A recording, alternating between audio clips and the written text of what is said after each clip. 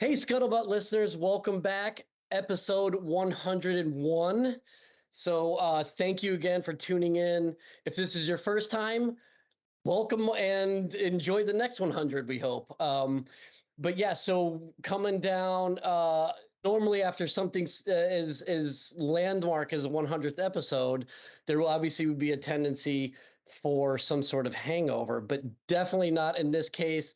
I'm so honored to be welcoming Sergeant Major Lynn Kimble to the show. Sergeant Major, thank you so much for taking the time out of your busy schedule to spend some time with us. Oh, no. Hey, thanks, Vic. Thanks for the invite. It's great to be on with you and definitely looking forward to the conversation. Yeah, this is such a critical one. And it's so, I guess just the timing is working out perfectly that we are coming off of our episode 100. And we're just diving right into an issue that is so critical to me in particular, on a personal level, I know to our listeners, but really to the nation as a whole, because this is becoming really a pandemic of sorts. And what we're talking about is mental health, veteran suicide. And Sergeant Major, you are with USAA's Face the Fight, where USAA is, as the title says, like facing the fight, like really getting into this and not being dismissive of this really critical issue that's facing our country right now. Yeah, absolutely. USAA, we've went past 100 years, as a company, as a corporation. And over those 100 years, USAA's been an innovator. We've always been looking, forward to what we can do for our military family, our military community. It just doesn't stop, whether it's through products and things that we do, but we're also extremely interested in what affects our military members out there. And if you go out and we ask our membership, what are some of those top issues? What are the things that USAA ought to be looking at or helping or supporting our military community? It's not surprising that mental health and suicide isn't up there at the top of the list. USAA, the different foundations that we have with USA really jumped on board, and it's the right thing to do. Absolutely the right thing for our veteran community. Yeah, absolutely. I am one, the cynics out there that want to either poke holes at the current initiatives or be, skeptical of those coming on board. But it really seems like you guys are taking an absolute sincere, genuine interest in being in the trenches with those who are having, those of us who are dealing with these things. But before we jump into the specifics of the program and the things that USAA is doing, can we talk a little bit about you? Obviously, retired Sergeant Major, you are you are the consummate professional of the gun club. Could you talk a little bit about sort of your path to the Yellow Footprints? Like, what was it that drove you to be a Marine? And was it the benefit tags of the Marine recruiter, or, where did you come from? Yeah, so Vic, I grew up in upstate New York, up in the kind of the mountains and in the hills up there. I would say typical of a lot of our service members. Kind of grew up good family, played different sports, different programs along that line. Kind of finished up with high school, started to do a little bit of college, work, was doing fine with that part of it, but didn't really have, kind of a sense of where I wanted to go in the future. And of course, I did that. Again, I had a couple of years of college under me, but I think what was most impressive is to see some of our my friends, classmates that came right out of high school and joined the military. Now they were starting to kind of come back after a year or 2 years of being in the service. And you could just see the difference in them. You could see the change in them. And, it just finally kind of dawned on me that, I needed that. I didn't know where I wanted to go, didn't know what I wanted to do specifically. And, I just needed that kind of drive to go out there. So, like typical, you go down and the recruiter's office that's kind of open is the one you roll into. But in my case, a little bit, I had a couple close friends that actually were in the Marine Corps, and they really talked about the discipline, the motivation, the drive, the esprit de corps that just is kind of like a lifelong thing. So that kind of drove me to go in, and hit the yellow footprints and get started. So like I said, in a lot of ways, I'm, kind of your typical Marine out there that, wants that sense of purpose and drive. That's awesome. So being an East Coaster, so you graduated from the PI? I did. Yeah, I graduated from Paris Island, but I will tell you later on in my career, after about 4.5 years in the Marine Corps, I actually became a drill instructor myself, and actually I was out in San Diego on the drill field out there. Yeah, so a lot of people ask me, like, hey, which one's tougher, which one's harder? They both accomplish the same great mission of making Marines. That's for certain. Yeah, I think the correct answer is whichever one I was at. There you go. Well, that's awesome. So then you had some time on the drill field. Was that a carrot that sort of dangled in front of you as you were wrapping up your first enlistment, or was there something that happened in your early part of your career where you're like, this is the thing, I fit like a puzzle on a puzzle board, or a puzzle piece on a puzzle board. This is the thing that I'm going to do for the rest of my life? Or was it like, oh, I'll try being a drill instructor, and then once that was like, how did you end up basically becoming a professional Marine? So I think some of it was just timing on that part of it, but I think the other side of it was just the opportunities that were out there. So, kind of timing opportunities that pop up. But yeah, after my first enlistment, I wanted to give back to the Corps, the same thing that the Corps had given me. And that was obviously why I went down to the drill field. I did the drill field. And then after that, I got an opportunity to go out and do the embassy program. Oh, nice. Yeah, really nice. A chance to travel, a chance to see the world a little bit. So I got a chance to do that. Was getting promoted. Fortunately, I was getting promoted meritoriously kind of along the way, pretty much every step. So, it kind of kept me going out there. And then, halfway through, you kind of get to that 10-year mark. I had the opportunity to either put F or M on my fit rep. And I always liked just kind of taking care of Marines, and solving problems, trying to make the unit the best that we could. So the opportunity, obviously, for first sergeant, then eventually sergeant major came along on that side. So that's, like I said, some of it was opportunity, some of it, was just, what came up, at the right time to kind of keep me going. I've always told people I'd never really considered myself, a career Marine along the way. I don't think I ever at any point said, oh, hey, I'm going to stay for 20 or I'm going to stay for 30. I stayed because I loved it. I stayed because of the people that you work with and what you do. And then, like I said, those opportunities, and I've just some fantastic opportunities that came along. Yeah, that's such a common refrain. And it's one of the things that I just love about, and, it's easy for me to say as a former Marine, but to say, the thing I love about the Marine Corps is that there's so many of career folks that did sort of do that. Like, I just love this too much. Like, there wasn't this, like, I'm going to chase a star sort of mentality coming in. It was just, I'm still loving this. Why would I leave? And the next thing you're,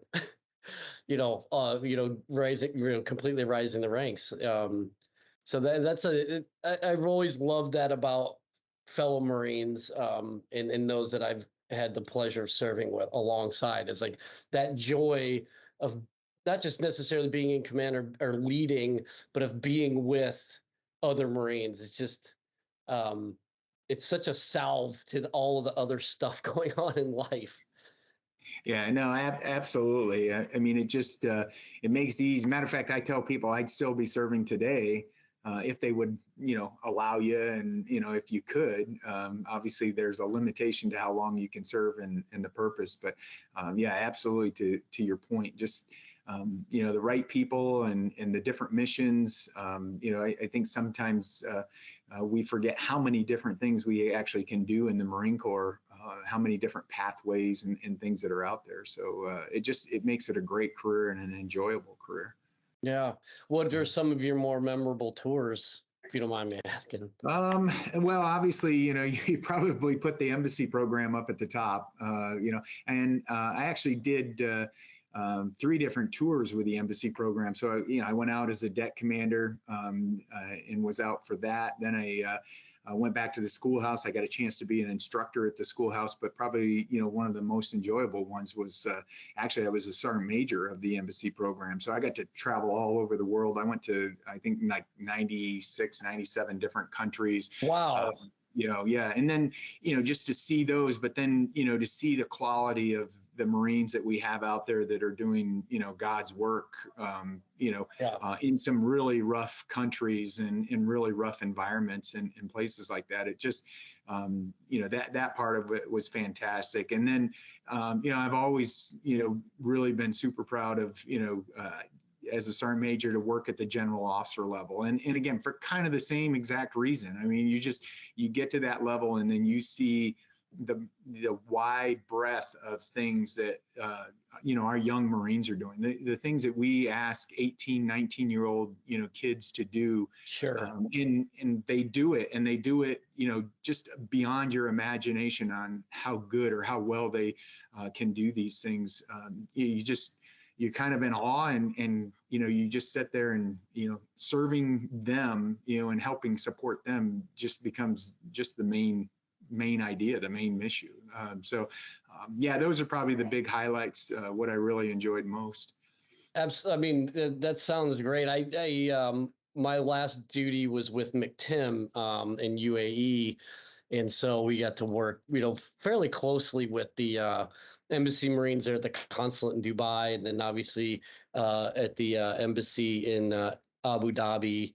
All just such high class. But like you said, I mean, here are these young Marines, these young Americans who, for example, when I was their age, was doing, like, I was the least productive American on the planet, between fighting through a hangover or like still high or, skipping class or whatever.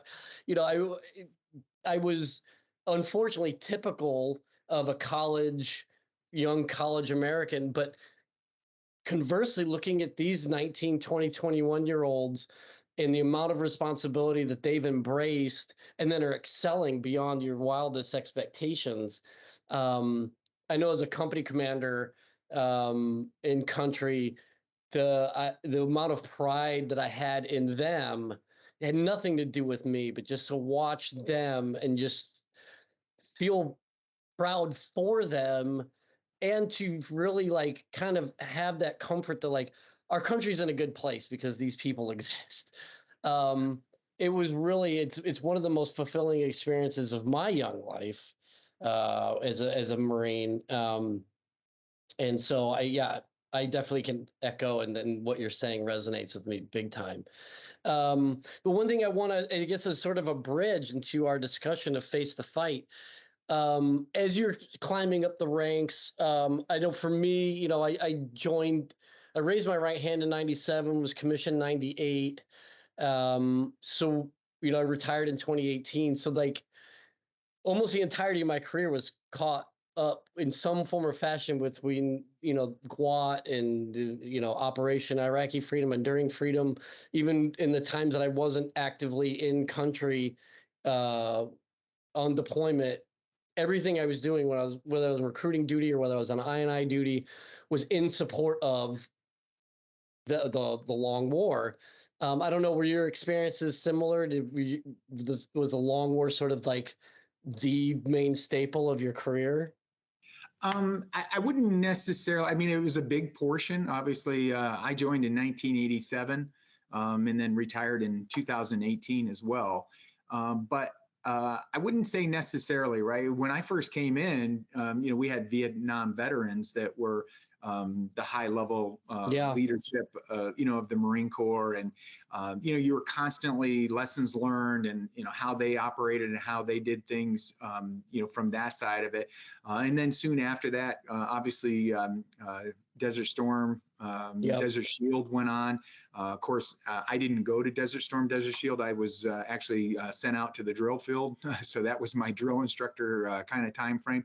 But then you had, that group. And, again, we had a large population in the Marine Corps that went over for Desert Storm, Desert Shield. Not a lot of, combat, but they saw a lot, and there was those experiences. So then you had kind of that group, or I would call that generation, that came back and, hey, here's our lessons learned, and these are the things that we have to do there. And then obviously, to your point, then we went through Iraq and Afghanistan, and all the work up for that. But then all the behind the scenes, the coming home, and how do you deal with things when you get back, the families, the Marines themselves, and then, oh, by the way, get ready to go, again out there. So a little bit different, but it was kind of interesting to see the three different kind of conflicts, major conflicts that I would say has happened here in the last, 50 years,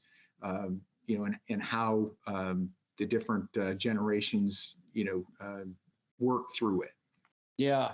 And so then, especially now, I know being part of McTim, which was the training mission out in UAE, we have obviously guys are coming like right out of country, and then being put into this advisory role. It's, it is the sort of quintessential distributed operations thing. So, I mean, being on embassy duty, you feel that, 100-fold, because like you said, like you've got 96 countries, you've got every embassy, consulate, in the world, Marines standing guard. And these Marines, oftentimes infantrymen, oftentimes combat arms folks. But as we've seen in the long war, that doesn't necessarily mean as much as it once did, as far as combat experience. But now they're coming off of these, off of deployments, off of fleet tours, going into an environment where there aren't quite so many Marines. There isn't quite the same level of infrastructure. You're away from the flagpole. There's a lot of great sort of camaraderie at that small unit level, but you've got a deck commander and then maybe, a team, maybe a squad's worth of Marines. What were some of the things that you observed as Marines were sort of coming into that world, but still, all of the experiences of their deployments, and now they're sort of away from a real, like, I guess, physical infrastructure, but also that sort of command structure as well. Yeah, I mean, I think, when you kind of look at the embassy program, like you said, you're kind of the face of the Marine Corps, but a little bit of the face of the nation, out in these foreign countries, some of the areas that are out there, the things that you see, how you come back. Matter of fact, my last embassy tour that I had as a deck commander, I was in Dar es Salaam there in Tanzania, where the embassy got bombed. Yeah. So you're trying to pull that together. You're trying to set the right tone, the right atmosphere to, like you're saying, hey, this is who the USAA is. This is, who we represent, as a country, and then you get something significant like that to happen, to bring the group back together, and work together, is obviously, a huge challenge. But it goes back to like what we were talking earlier. I mean, you have young kids, 22, 23 years old, that just do a fantastic job of it. But, the key is, you've got to do it, kind of in my world, you got to do it as a community. We always talk about the team, right? And working as a team. And it doesn't matter whether you're the O3, the grunt that's there. You could be the admin guy, you could be an aviation guy.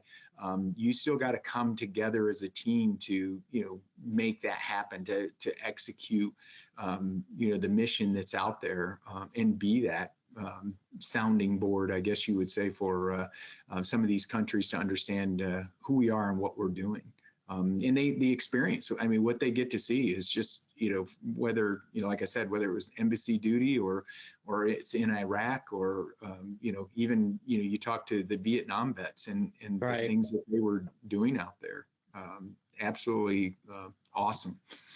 Yeah, I had a prior, when I was going through TBS, I had a buddy who's prior enlisted MSG Marine, and he was in Liberia.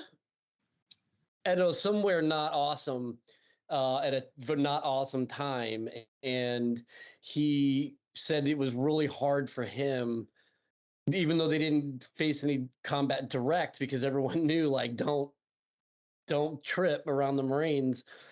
They were still, there was no qualms about doing it in front of the embassy. And so he said he just saw some really horrific things.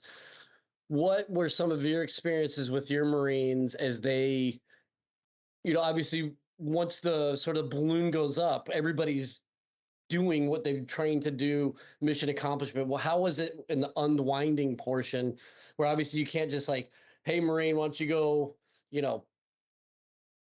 somewhere else? Like, there's not a wounded warrior battalion, in, Darfur or something. What was it like for your Marines who are experiencing some of these things? Yeah, so I'll use Dar es Salaam, as a great example, and I won't take credit for this because I guess at that point in time I didn't necessarily know what was going on. But so the embassy got bombed at 9:38 on a Friday morning. Obviously, we responded. We took care of everything from medical issues to the side of the building. It was on fire. Clearing the building, making sure we accounted for everybody, kind of the whole works. So by the time we kind of got through that whole evolution, got done, you're pretty much now talking that you're at Saturday morning. We haven't slept, we haven't, kind of recuperated. But so then we kind of started a sleep rotation. But probably one of the most important things that we did, and one of the psychologists that had come out from the States after the fact said that we did was we actually talked about what we saw. We talked about, the experience, because each one of us, although we were in the same bombing, this, or even if you took Iraq or Afghanistan, you're in the same fight. There's 6 of us. There was 6 different views. There was 6 different lenses of, what we saw, what happened. And then on top of it, you got 6 different personalities. So, how did that affect, each one of us, differently?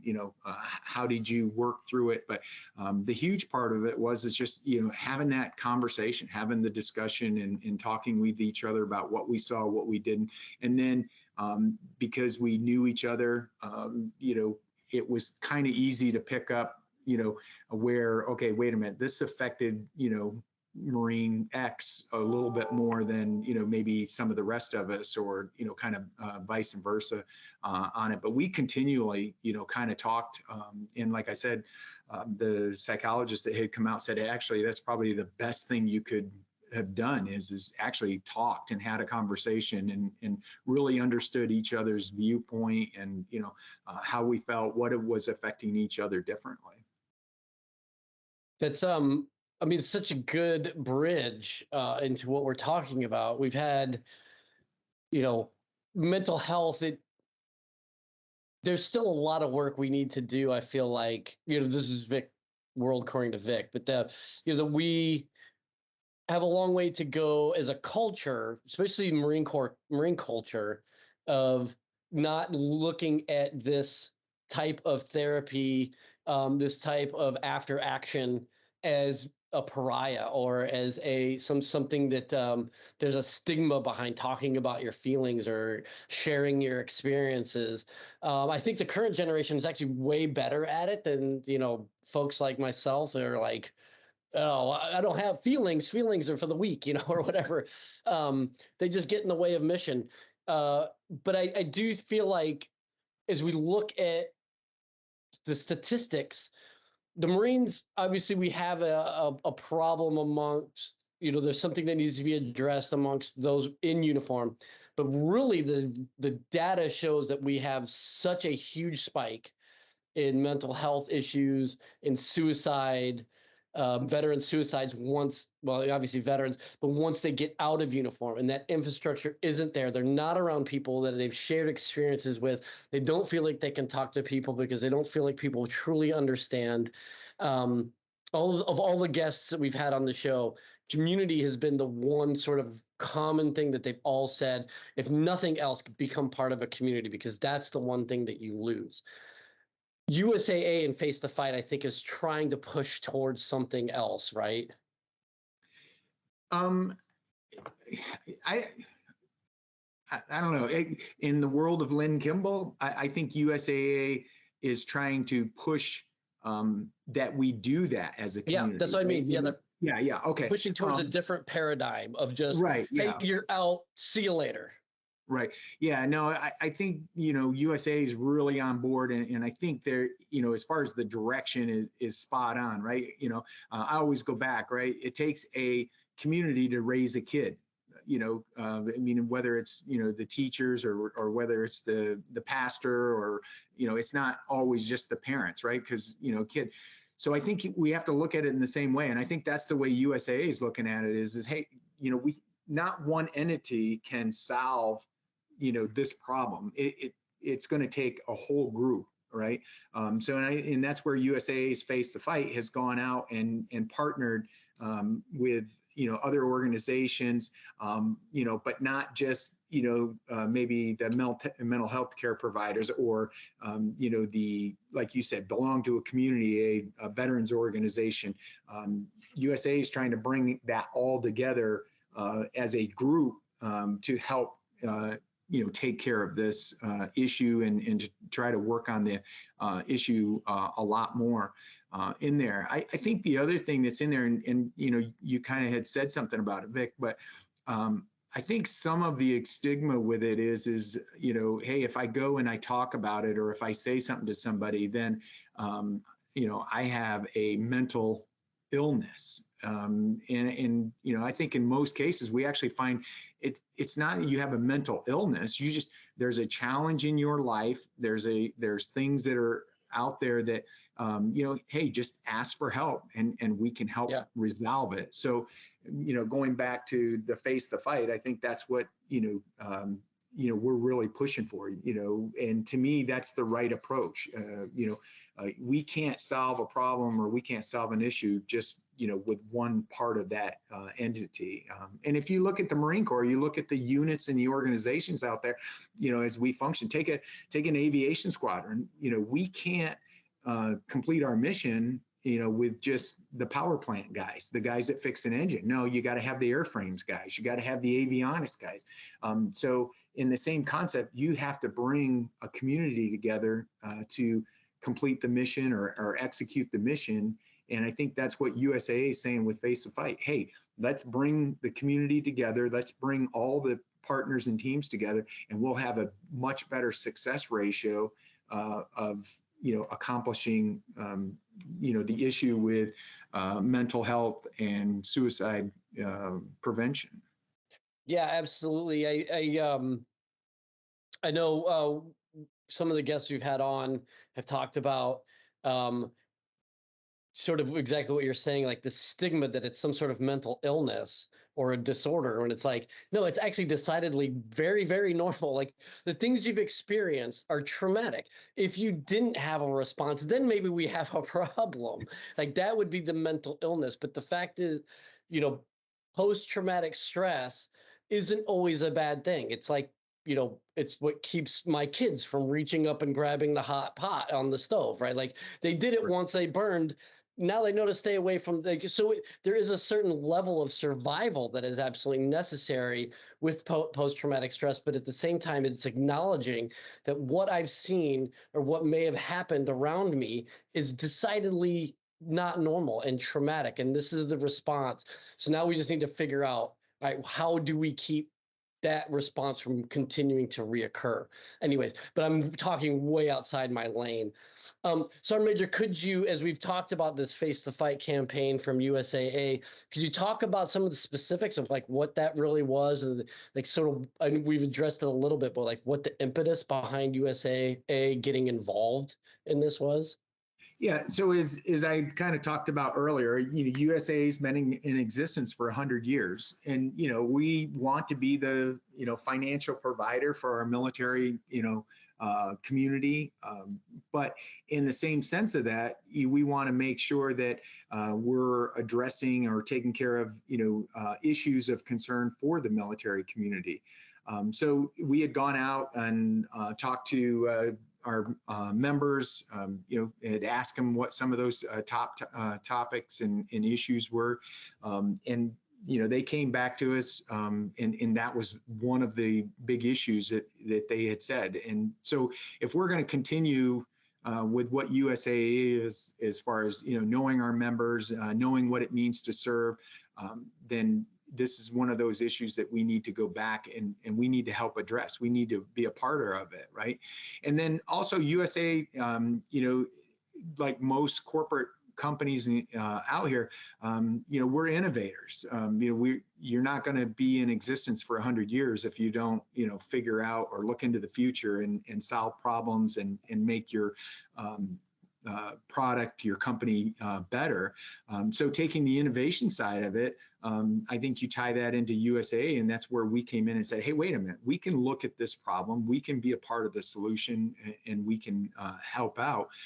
So we had a team, an awesome team that came together here at USAA, and like I said, did a whole bunch of kind of research and looking, what do we need to bring together? How do we make that community that's going to change?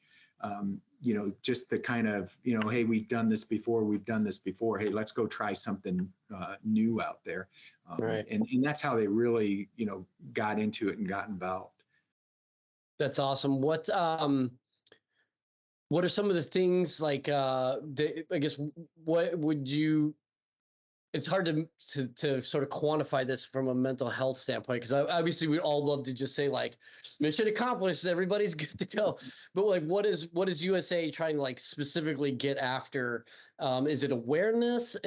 Is it funding programs? Is it all of the above? Yeah, I mean, it's a combination. I mean, obviously, USA, with our partnerships, we're able to pull together with different organizations and foundations to pull funding together, but we're also able to reach out to mental health providers, folks that can address the issues very specifically, pull those in, and at the same time, advocacy. We talk about veterans service organizations and stuff like that.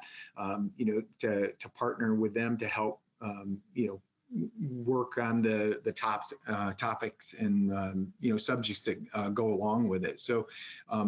I obviously USA is a financial side, banking, insurance, life insurance on that side, but we can be the leaders as far as pulling that team together to execute it.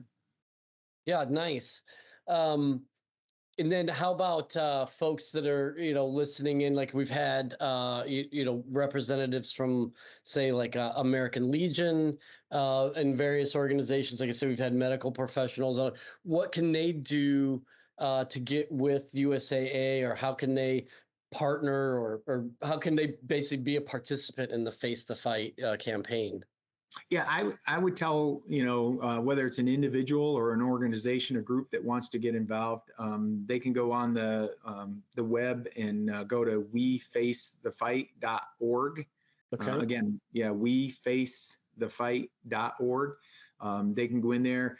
That's a great place to go in and get the information, do a little bit of research and figure out, maybe more of what's going on and how it's working out there, and then it also gives you connections for some of the people that are really driving Face the Fight. Awesome. Yeah, definitely we'll put that website, we'll link it in the show description.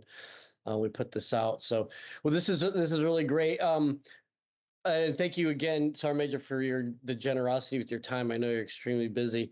One of the things I did want to ask before we let you go is, with Face the Fight, with USAA, what are some of the things, as a sergeant major, like what are some of the advice that you would have for service members transitioning who have made the transition and are finding it unsuitable? Those who are about to make the transition maybe have some anxiety behind it.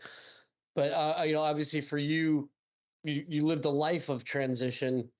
What is it? What are some of the things you could give to them, these service members, as they're about to embark on the next phase of their lives? Yeah, I mean, I've thought about this one, been asked it a few times. In a lot of ways, it's kind of like, suicide and mental health, right? You're transitioning, you're going to do something that you haven't done, necessarily before. Reach out, ask for help. The more people you talk to, the more advice you get. The more people that you address, like, hey, I'm not really sure about the veteran or the VA process, or I'm not sure about, they talk about this thing called networking. The more you talk to people and kind of going back, just having those general conversations, next thing you know, we all want to help each other. We all want to take care of each other. And next thing you know, we'll put you in the, contact with the right people, because again, we've built that network out there. So that'd be the first thing I would tell people that are transitioning, or maybe they're already out there and they're kind of struggling and they're having some hard time. Hey, reach back out to some of the people that, and just, talk to them, tell them where you're at, and what's not maybe working for you, or what's not going on, and they'll definitely help out with those types of issues. And then if you're getting ready to transition, I highly recommend have at least like 3 mentors. Have somebody that's been out for maybe about 10 years, have somebody that's been out for maybe like 5 or 6 years, and then have somebody that maybe has been out for like a year. And if you have them 3 mentors that can kind of talk to you and tell you, because you're going to get a wide, breadth of experience, somebody that's been out at 10, maybe they've had to deal with the VA, multiple times or something like that. They can help you, give you good information on the do's and don'ts there. Maybe the person that's been out 5 years, maybe they've changed jobs a couple times, because, again, we typically don't land, with the same job and continue on. And then, of course, the individual that's getting out, or has been out a year, maybe year and a half, in a lot of ways, they have like the latest and greatest as far as some of the processes and procedures out there. But again, if you really look at, this, I'll tie it back to like Face the Fight. You don't transition on your own. You got to transition, as a community. You got to partner together, and do these things. Go back to your Marine Corps career. If you were going to PCS from Camp Pendleton, California, and you were going to go to Camp Lejeune, North Carolina, you didn't do it on your own. You had a community that helped you get from one place to the other out there. So yeah, just talk about it, ask questions, look for advice. Don't be afraid to ask for advice. Yeah, absolutely. Don't suffer in silence, right? Like, yeah, there you go. Yeah, perfect. Yeah, absolutely. Well, that's tremendous advice. I know, for me, I stole my kid's GI Bill and went right back into school. But even that, something about, it was 20 years since the last time I was, in a classroom setting, a civilian classroom setting. And so I think even if it's if it's 20, 30, whatever, I'll also remember, like, time doesn't stand still. The world has continued to move on, and we've obviously grown. So you're not the same person you are when you remember it. The world isn't the same as it was when you were back then. And that's a good thing. But don't just assume that you can do this without community and without other people because even when you are around people, you can still feel extremely lonely. And so, so I think that's great advice, mentorship. And there are so many out there, right, that are looking, that would be more than happy, veterans that would be willing to help new veterans make this transition. Yeah, absolutely. I mean, you have the veteran organization, but, I'll even put it in. And I think, again, I kind of harp on USAA and Face the Fight, but if you look at USAA, you go onto the website, there's an advice page on there, and, we're not the only ones that do it, right? But again, there's a lot of companies and corporations out there that truly understand, the challenges of transitioning and hey, how do we help? And they want to be part of the community to solve these problems, on getting out. So yeah, there's all kinds of, information and opportunities out there. Do a little bit of research, to help yourself out. But, and you said it perfect, don't suffer in silence. There's just way too many groups, people, organizations, corporations that are ready to, help you and give you advice. Obviously nobody's, going to do it for you, but there's so much help and support out there. Well, and it's just so tragic. Those data fields are filled with people that said, "I'm good, I got this," and then obviously it didn't. It's bigger than any of us can really fully understand at this point. And so it's so great that companies like USAA are willing to face the fight and get on board with this. So Sergeant Major Kimble, this has been so awesome. I really, really appreciate you coming on, taking the time to talk to us about this. Is there anything like where we know wefacethefight.org? Is there any other ways that folks can find you or USAA or, get more information on this? No, that's the big one.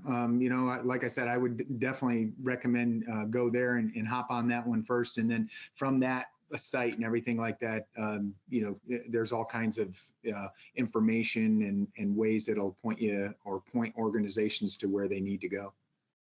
All right, awesome. Well, thank you again so much. Best of luck to you, and we'll look forward to hearing more about USAA's Face the Fight campaign. All right, thanks. Appreciate the invite, Vic. Yeah, have a great one. All right, out. Bye. Scuttlebutt is a production of the Marine Corps Association. I am William Truding, but you've also heard the voices or contributions of Vic Rubel, USMC retired, Nancy Lichman, retired Frazier. The opinions expressed in this episode do not reflect the official stance of the Marine Corps, DoD, or Marine Corps Association.